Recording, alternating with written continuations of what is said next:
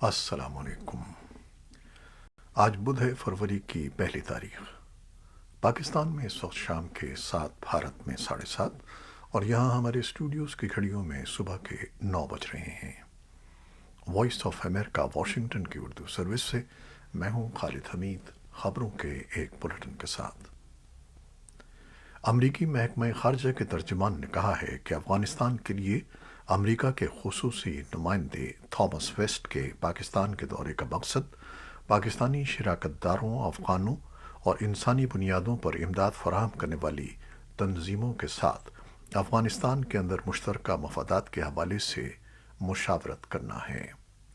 ترجمان کے بقول مسٹر تھامس اپنے ہم منصبوں کے ساتھ مل کر ایسے علاقائی اور عالمی لائحہ عمل کی تشکیل پر کام کر رہے ہیں جو افغانستان کی خواتین کی تعلیم اور ان کے حقوق کے لیے اجتماعی عزم کا عکاس ہو۔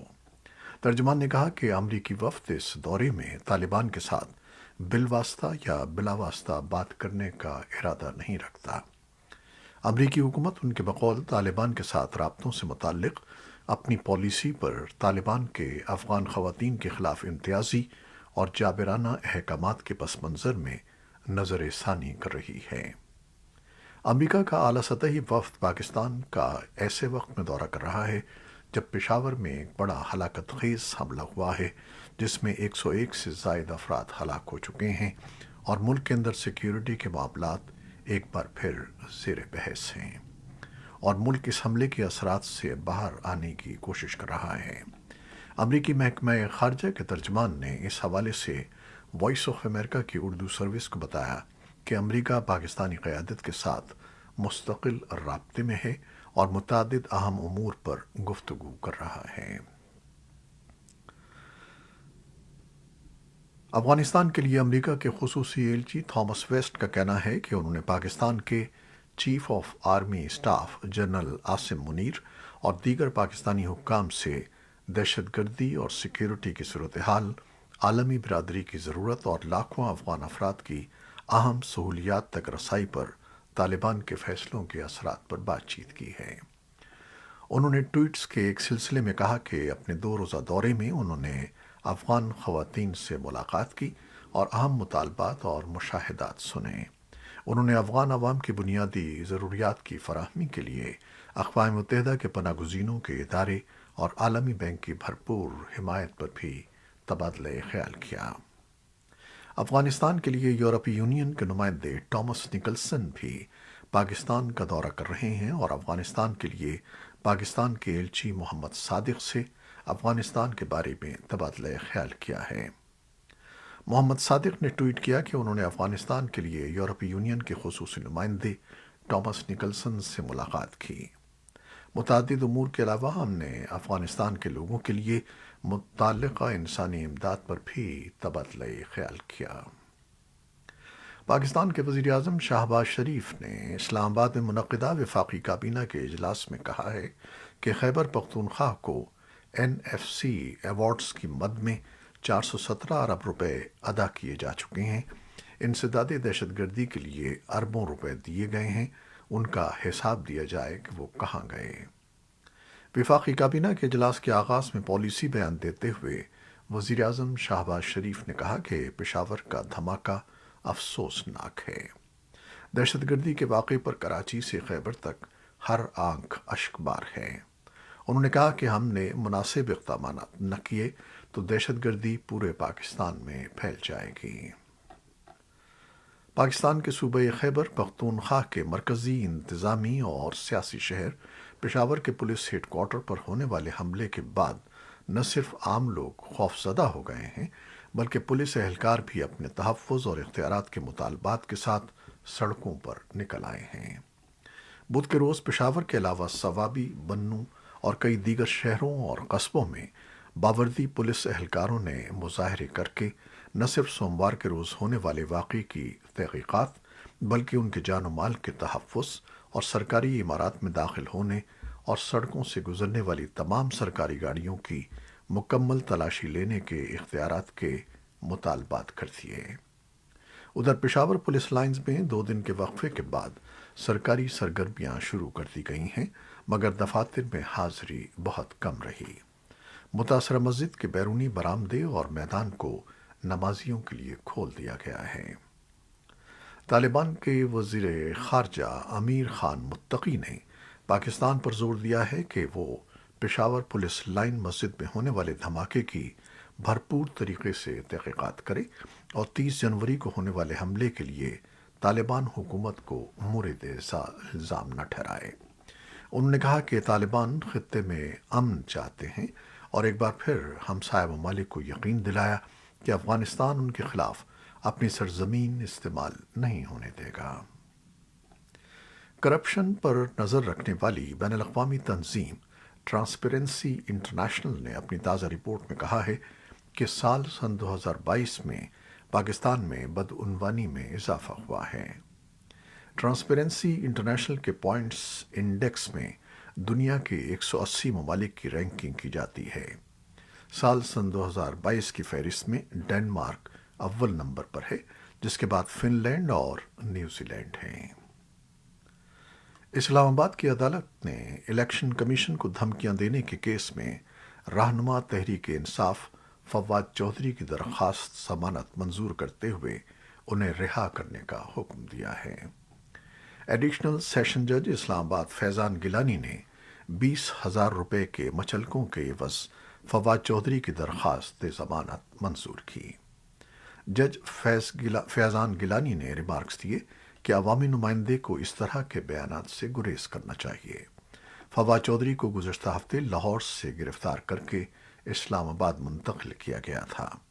فواد چودھری پر ایف آئی آر میں الزام عائد کیا تھا کہ انہوں نے ایک میڈیا ٹاک کے دوران الیکشن کمیشن کو منشی کہا اور الیکشن کمیشن حکام اور ان کے اہل خانہ کو دھمکیاں دیں۔ بھارت میں آئندہ مالی سال کا 450 کھرب روپے کا بجٹ بدھ کو پارلیمنٹ میں پیش کر دیا گیا۔ بھارتی وزیر خزانہ نرملا سیتارمن نے ملک میں ڈیجیٹل کرنسی لانچ کرنے کا اعلان کرتے ہوئے کہا کہ ڈیجیٹل لین دین سے ہونے والی آمدنی پر 30% ٹیکس وصول کیا جائے گا، جبکہ دفاعی بجٹ کی 68% ضروریات مقامی سطح پر پوری کی جائیں گی۔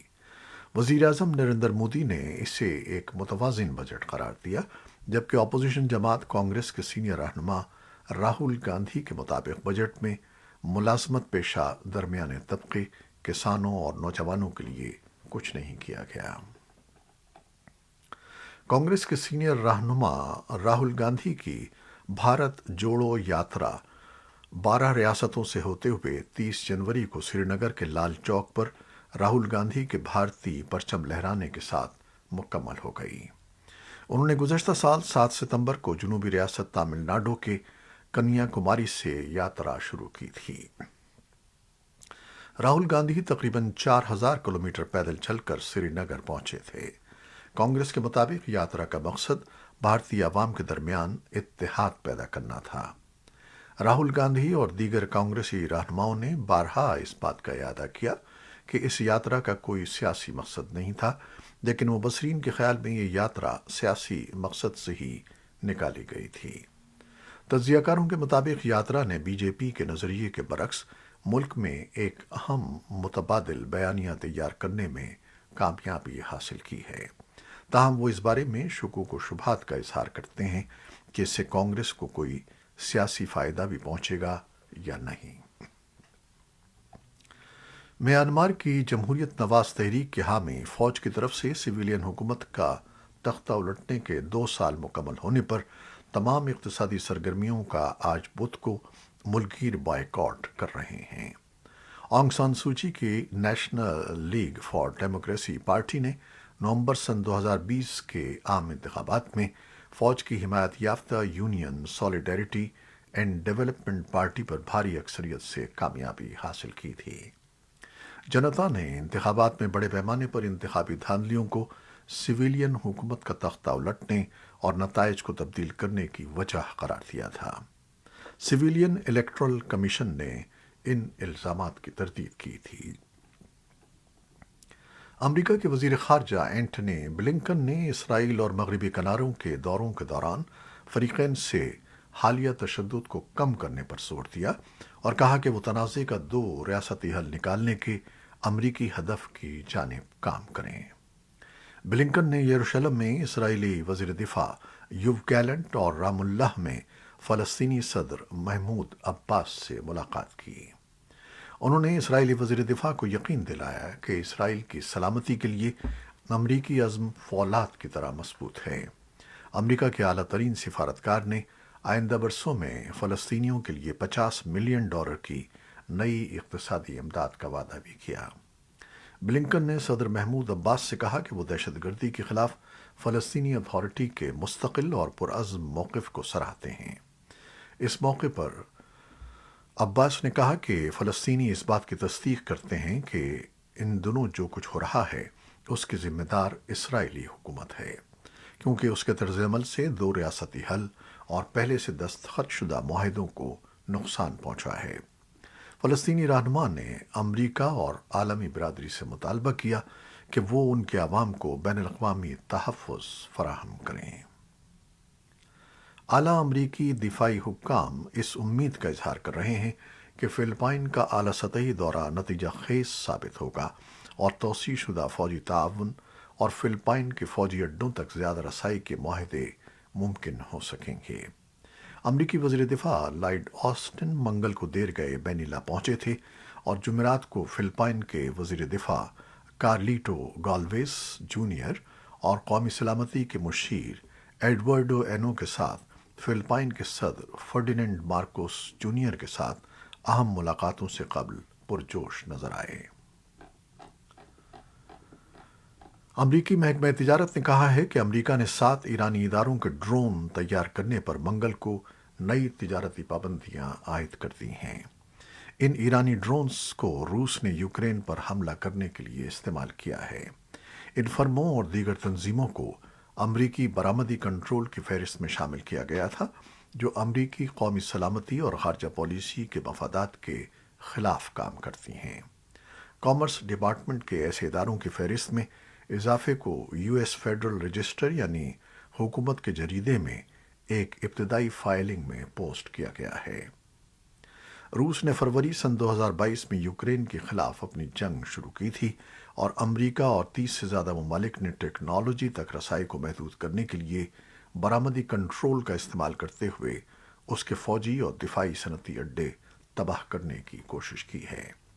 न्यूयॉर्क में अक़वाम मुत्तहिदा में ईरान के मिशन ने कहा कि इन पाबंदियों का ईरान की ड्रोन्स की पैदावारी सलाहियत पर कोई असर नहीं पड़ता, क्योंकि उसके तमाम ड्रोन मकामी तौर पर तैयार किए जाते हैं। यमन में मकामी सरकारी हुक्काम ने बताया कि मशरक़ी शिमाली यमन में एक मुश्तबा अमरीकी ड्रोन हमले में अलकायदा के 3 मुबैना जंगजू मारे गए हैं। हुक्काम ने बताया कि यह हमला मारीब सूबे में एक कार पर किया गया, जो यमन की तवील अरसे से जारी खाना जंगी में सर्द 2021 से शदीद लड़ाई का गढ़ है। एक सरकारी एहलकार ने नाम जाहिर न करने की शर्त पर एएफपी को बताया कि एक मुजव्वज़ा अमरीकी ड्रोन के हमले में अलकायदा के 3 अरकान मारे गए। तीनों वादी उबैदा में एक कार में थे जब उन्हें मुश्तबा अमरीकी हमले में निशाना बनाया गया, जिसमें वो फौरन हलाक हो गए।